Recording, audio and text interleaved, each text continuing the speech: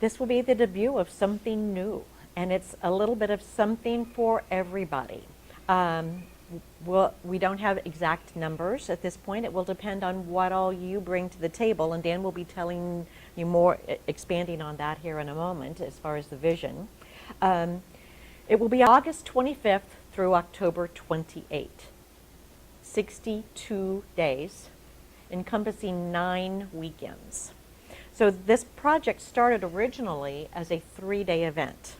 And Dan will explain in a little bit how we've morphed from a 3-day event to a 62-day event, which I'm thrilled about because it provides so much more opportunity for local artists to engage and for us to gain exposure for more arts in Kansas City. There are 4 primary components. So I'll try to be as concise as possible because there's so much happening. There will be an exhibition, that's visual arts, public visual arts installations. And to participate with that, then you submit a proposal. And Dan again will expand more upon that in a minute. Then there is the village. There will be a village. For those who've been to the Ethnic Enrichment Festival, the footprint of the village will be in close proximity to that footprint. There will be a stage. And in that stage, there will be performances and collaborations presented there every weekend throughout that duration. There will also be and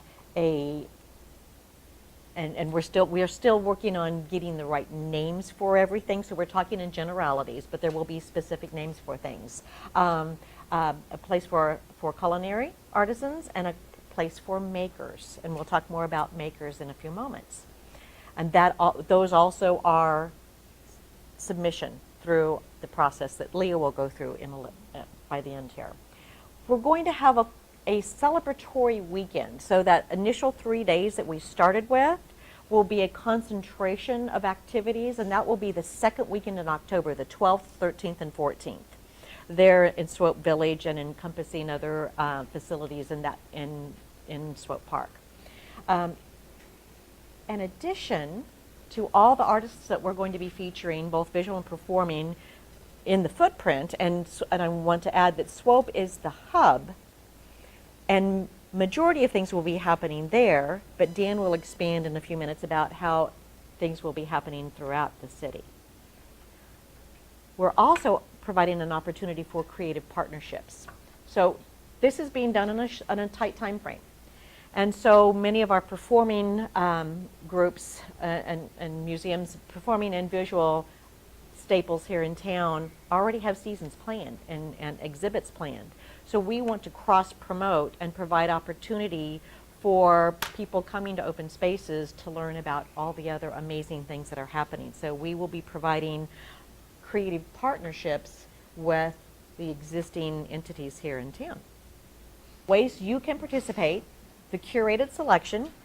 The applications for visual and performing arts are due January 31st, 5 p.m. Central Standard Time.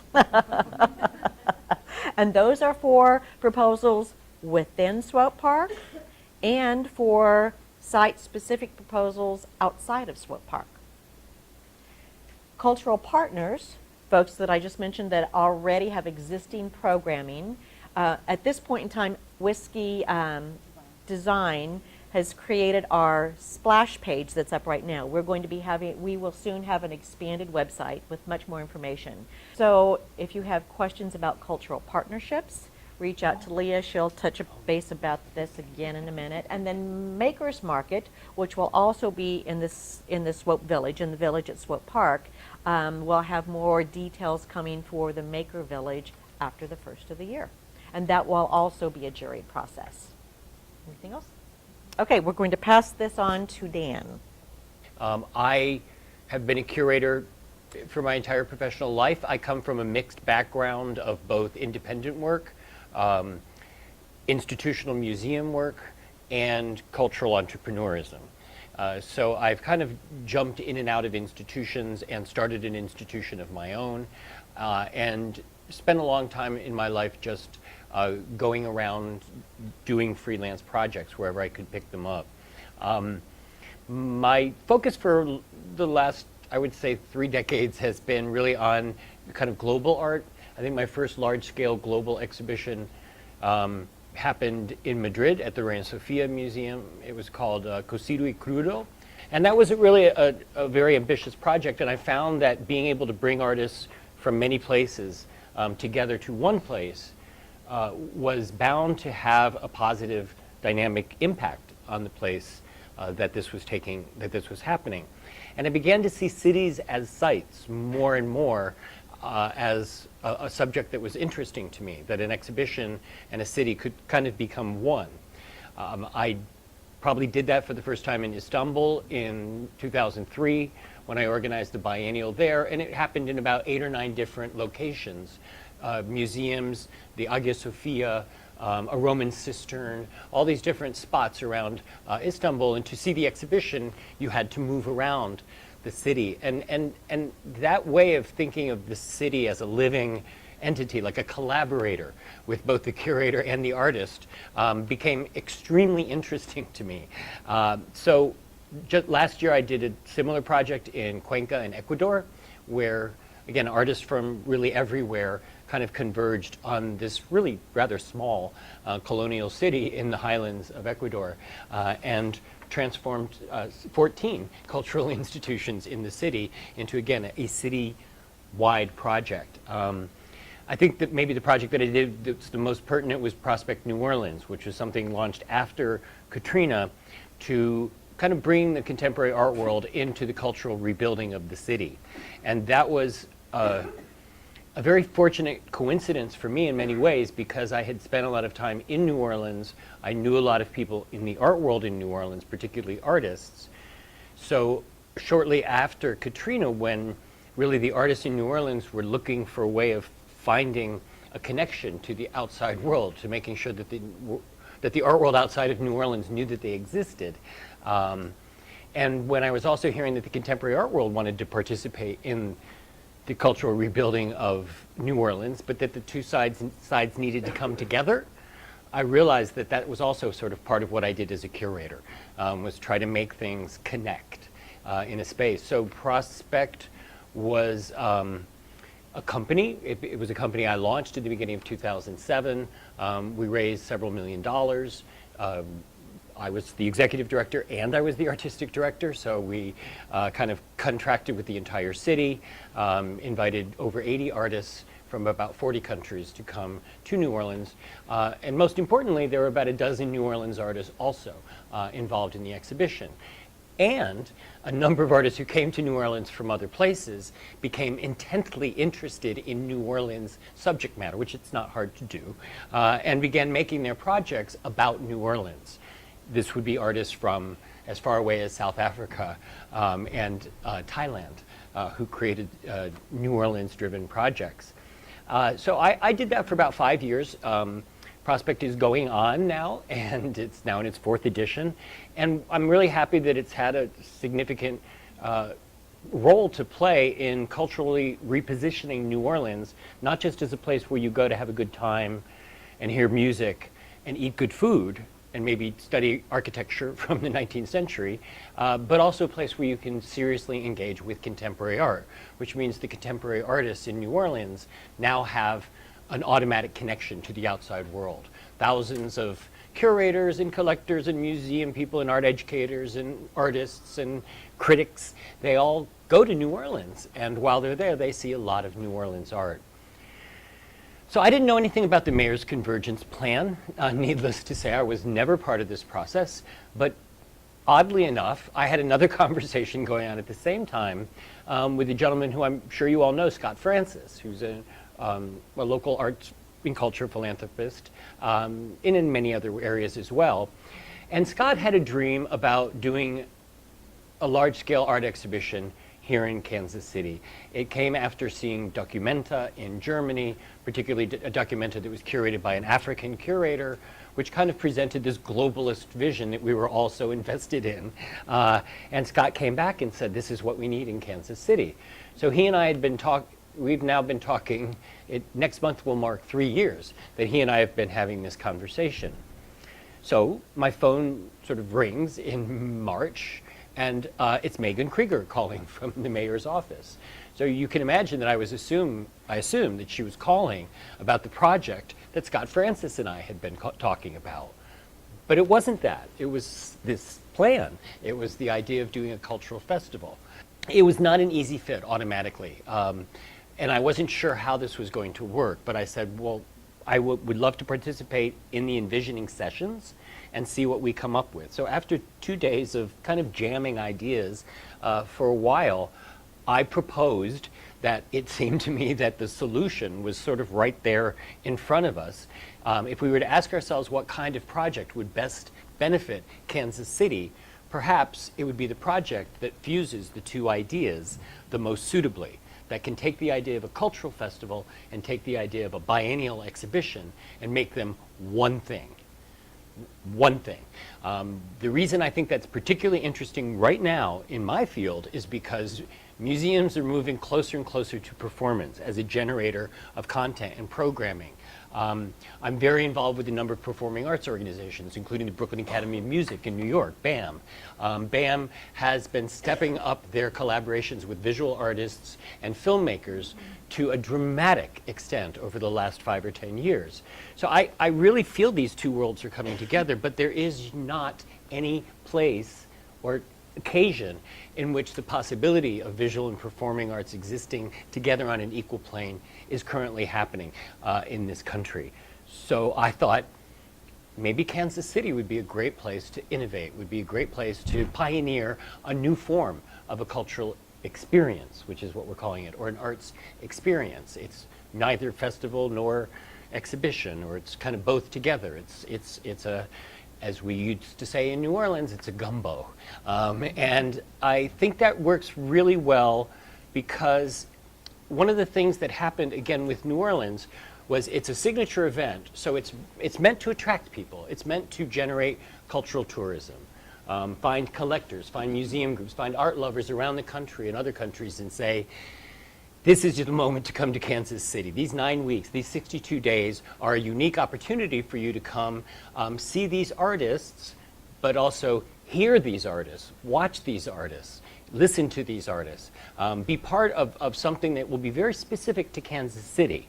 But it will have that sort of, if you want to say, cosmopolitan flavor that the people who come to these sort of art projects are really, really used to. And emblematic of that is the opening, I think, of the 21C hotel chain here. Literally a month before we open, one of the largest art-identified hotel chain and the leading hotel chain of its kind in the United States will have its brand new flagship here in Kansas City. And that's sort of the obvious sort of partnership that we were hoping for. But the other public that we're working with is Kansas City, because it's very important how the outside world sees Kansas City and that we want them to come here and see it as a kind of cultural magnet. But it's even more important how Kansas City sees itself reflected back to itself through this exhibition. So my process is that I am doing my own research. I'm meeting with many, many people. I don't see anyone, well, I do see a few people in this room who I've already met with. I'm going to studios, I'm going to concerts, I'm meeting with arts administrators. Since we don't have time, since one of our big limitations is time, is through this portal, through the submission process, in which I find out what all of you in this room want to do, want to propose to us, want to present through open spaces. Because we are balancing visual and performing arts, we are also very interested in interdisciplinary proposals. So proposals that merge art forms, film and dance, poetry and writing, painting and botany. I mean, it's up to you. We're not giving preference to interdisciplinary projects, but if you're the kind of an artist who has, you know, sort of a practice going on in your studio, but there are other things that you want to do and that you think you could do and get together with collaborators in the next 8 months and 6 days, propose that to us. If you're an artist who makes objects, submit your objects. If you're a dancer or a musician or a spoken word artist, if you do theater, give us whatever you consider the appropriate links or forms of documentation that let me know the essence of what you're doing. I also really appreciate, as the curator, a little bit of information about who you are, a little bit of information about your work and how you see your work in the world, and then what you want to do. If you have a site-specific angle to your work, by all means, tell us where. And tell us maybe a little bit about what your relationship to that site is and how you selected that site. And beyond that, I would say, you know, we want information about budget. We want information about projects, project production. But there's a certain degree in which when work is selected for open spaces, we become your producing partner. We are, if you're a sculptor, for example, we are going to make your work. You're going to work with us, but we're making it. So our commitment is to do it and present it. And of course, at the end of open spaces, all ownership and intellectual property rights for everything goes completely reverts back to the artist. All we are doing is co-producing with you and then being presenters. We're not at this point generating a whole lot of, for example, new performance-based content ourselves. We're asking you to tell us what your content is so that we can shape our program around that. So what else have I left out? Creative partnerships? Well, and then Sorry, that this is open to the public, yes, sorry. A very important part of open spaces is that with the exception of two things. One is the ticketed events for the weekend of October 12th and 13th and 14th, and any performance project that won't be able to take place on the stage that we're erecting in Swope Park, but needs to take place in a rental facility, we will very likely have to charge tickets to recoup the cost of the rental of the facility. So we're investing in a performance venue, and we're investing in the presentation of all the visual works, but we know that there will be performance works that just can't be presented on an open stage in the middle of the afternoon without any walls or lighting or particular equipment. So we don't want to exclude those, so we have resources set aside to make that happen. But when you rent a theater, you get into a whole lot of extra costs. So there will be two kinds of ticketed events. Everything else is absolutely free to the public at all times. So we really believe that when you make art accessible to people, especially when it's just sort of popping up in their neighborhoods, let's say, suddenly the distance or the purported distance between people and contemporary art, that just disappears. And I feel like open spaces in a way symbolizes this idea that not only are we trying to break down distinctions between performing and visual arts, we're also trying to break down distinctions between popular arts and contemporary arts, which are often considered elitist. I've never personally accepted this idea that what contemporary artists do is in any way elitist. They're just specialists in the way that, your orthodontist is a specialist, or your neighborhood physicist is a specialist. So we want to make sure that when you encounter the art, or when people encounter the work that's part of open spaces, that they do so in a way that doesn't incur a particular commitment on their part of money, for example. The other thing that I should really emphasize is the creative partnerships. So for the artists whose work it doesn't get selected for open spaces, we are encouraging pop-up exhibitions, independent productions, independent screenings, any content that can be generated that will allow us to promote that content to our public. So we want to very much present the image of Kansas City as a place where if you are looking at film and listening to concerts and going to exhibitions all day long, you can just keep doing it and doing it and doing it for 7, 8, 9, 10 days and never run out of things to do. And that would be true throughout the entire run of the exhibition. That also helps for Kansas Cityans too, to see their city as this sort of cornucopia of countless bounty in terms of cultural offerings. So I feel like during the 9 weeks, 62 days of open spaces, there's going to be a very particular sort of spirit. This is what we hope for in Kansas City, where there's going to be a lot of wonderful, wonderful encounters with incredible art And many of you are going to be the authors of that art. So the ability for an artist to connect with their public, to connect with their viewer or their listener, I think is the greatest gift that a curator can give to them. And I think with all the other things that are going along with that, I believe that open spaces will win enough confidence and support in the community so that we can come back again in 2020 and do it all over again, this time with 2 years to plan it instead of just the 1 year. So I think I have covered everything by now. Are there any questions before we move on to Leah? Yes, kind of a two-part question. Is there a total number of artists that you anticipate and getting showcasing, and what level of involvement do you think you'll have in curating the content of whatever artists those might be? We don't know what the number is. The number we throw around internally is 100, but we then decided we shouldn't say 100. So I'm not actually saying it right now because we might get quoted about it later and say, you said 100, there's only 89, or why is there 117? You know, like, I don't know. Creative concepts to be submitted. Right. I mean, I am like 1/8 of the way through the research process. As to the second part of your question, curating content of work, it depends what you mean. Well, you use the phrase co-sponsor, so I wondered what level, is that phrase co-producer? What Right. level of involvement do you have in actually directing the artist's narrative? Does that I make was sense? wondering if the producer had more to do, the co-producer had more to do with theatrical versus visual art. It has more to do with funding than Okay, in this and yeah, Okay. that's been on the tip of my tongue. So- How does the funding work? Okay. The way this funding is going right now is that the projection is that approximately 4/5 of the funding for open spaces is coming from private philanthropists who support the visual arts.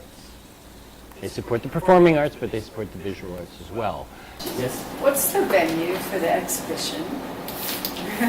There are, well, half the exhibition will be in Swope Park. So this is for the curated piece that's going to be bringing in people from the outside. That's the show. It's the show. That's the And so exhibition. that is going to be in the site that we're talking about, the same site as where the weekend No. is happening. No. So it's going to be all over the park, Pretty much. in tents. No. It's outdoor work. Most of it is outdoors. There are shelters that we are going to be talking to the Parks Department about adapting. But a lot of the work is site-specific and it's in nature. It's in the landscape. Yeah. Okay. And it's also what you as artists want to propose as a site. So it could be in Swope Park, if that speaks to you, or it could be in an alleyway in the Crossroads, if that speaks to you, or it could be at 18th and Vine in a venue. It just depends. And we as your facilitators to make this happen will also, if there's a place that you're thinking of or an environment, will help. If you're selected, we will help you locate that place or work with the venue owners to secure that space. That is our commitment to this process too. So it really is up to you as artists where you see your work being, the environment in which you see it being presented.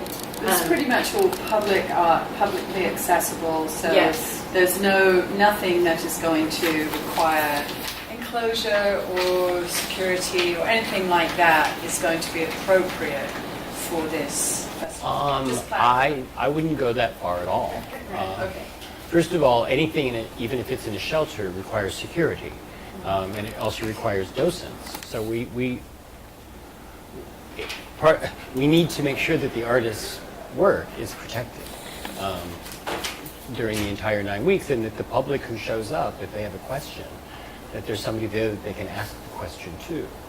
So those are commitments, but half the exhibition, maybe not half the exhibition, but a lot of the exhibition will neither be in Swope Park nor outdoors. So there are many cultural partnerships that I'm already embarking on where artist X comes to institution Y, they start talking, And out of that conversation comes the project, which we we produce for them and then present.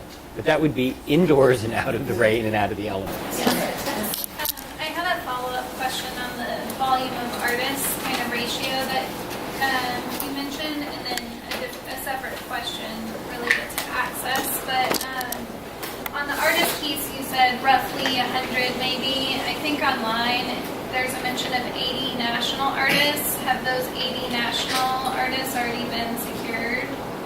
It says over 80 artists. I don't think it says national. It doesn't Okay. have that yet because Okay. we're not at the end of the January 31st creative Okay. deadline. And then And that would include visual and performing. yes. All right. And I would also say that the performing artists will outnumber the visual artists. That's pretty clear. What kind of infrastructure will there be for transportation? So if we think about like the city collaborating with open spaces, what kind of priorities are we giving to getting people to your cultural partners or creative partners? Yeah, access is very important, and we don't have those parameters defined yet, but that's something that's in the works. We'll be working with several partners on that. In the conversations I've had with the city officials have said, tell us, give us your route, and we'll create something with you. Is the idea. Hello? Oh, thank you. I'll yield to this lady. She had her hand up before me. Can't really see you behind. I had a couple of questions over performance arts in general. Because of what I do, it's not so detailed as visual. I see the budget and I think of Cheryl Kimmi knows a lot of what I do. I don't have a huge budget. I'm very self-contained. I bring my own equipment. I can set up anywhere. I can do strolling entertainment, stage entertainment. So I'm trying to think of how should I better formulate my application to do my show in addition to I would love to do workshops and get the city more involved with circus-style workshops. How could I formulate the right language that you can better understand what is a one-woman stunt show difference from like my hula hoop classes, and put that in one application, or would that be two separate applications? Does that make sense? I think it's probably better as one application. And that wouldn't be too much information going in at once, is my concern. No. In fact, I think when you talk about how performing, I would say that the two things to think about for us that would be very helpful are duration. Mm-hmm. How long is a piece or each of the pieces, and frequency. Would you like to do this once or twice? Would you like to do it every Friday morning? Would you like to do it many times in the month of September? Yeah. That's all in your wheelhouse in the sense that all the specifics you can get me about duration and frequency Okay, so would you really just make a don't- difference. There's no limit on the number of proposals one person can send in. Okay. So if you have three radically different ideas, Yeah, because the show idea would be completely different than the class idea. if they're that different, then send us two proposals, Okay. please. And we'll consider everything that's presented to us. We've got some questions over here. I have two questions. So the first one would be, I think Ish answered it with their question, but for performers, would it be like a one-time performance, or would it be case by case depending on like what the application was? So like for performing artists, would it be like you do your show once, or would it be throughout the 9 weeks, or? Yeah, I would really prefer that performers tell us what they would like to do. Okay. Yeah. And then my other question was, I work with youth poets, and I don't know if there would be an age limit, so I'd also would love to do a proposal for myself as well as my high schoolers, but their age is like 12 to 18, so I don't know if there was like an age cutoff or anything like that. No, not at all. No, that's very, very appropriate. Okay, great. Thank you. So you mentioned that you're not sure how many artists you're going to, but do you have goals as it pertains to out-of-town artists versus local artists? Are there some goals that you have to present the artists that are here in Kansas City?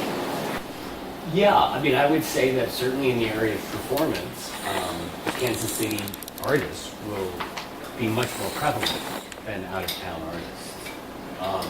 In the area of visual arts, it'll be closer to a 50-50 balance. So this same call that we're learning about carrying out is open to the nation? Nope.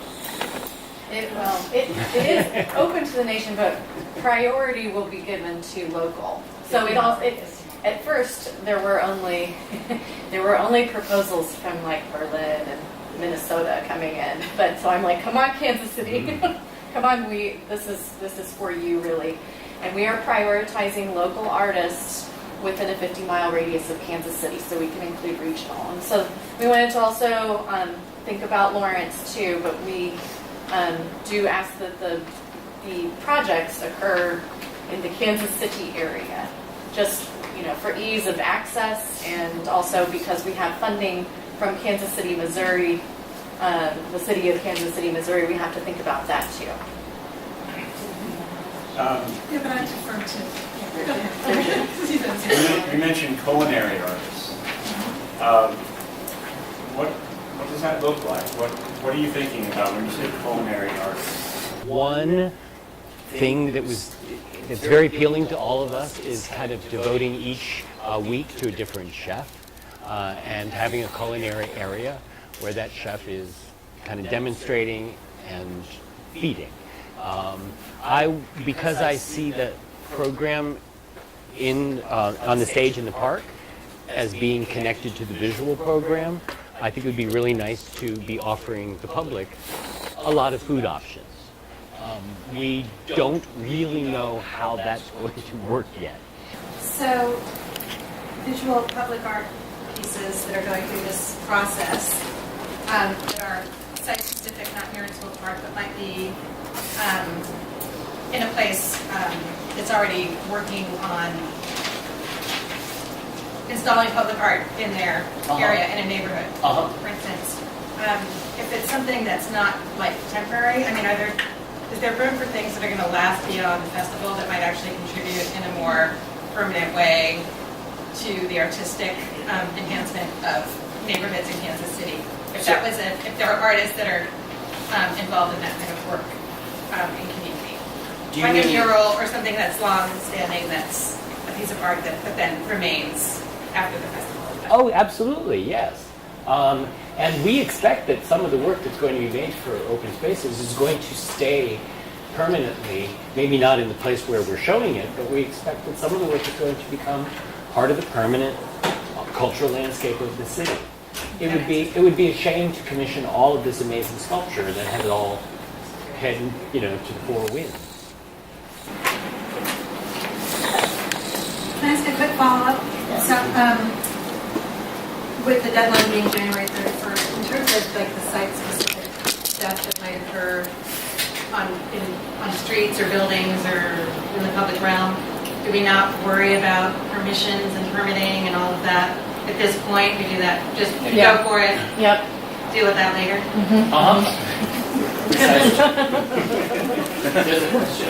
I have a question about like the budget tier. So like if I'm an artist that has never worked in the public realm before and there's like never worked on a public art project, like maybe I start doing this budget sheet, it's like, gets up to $5,000, $7,000.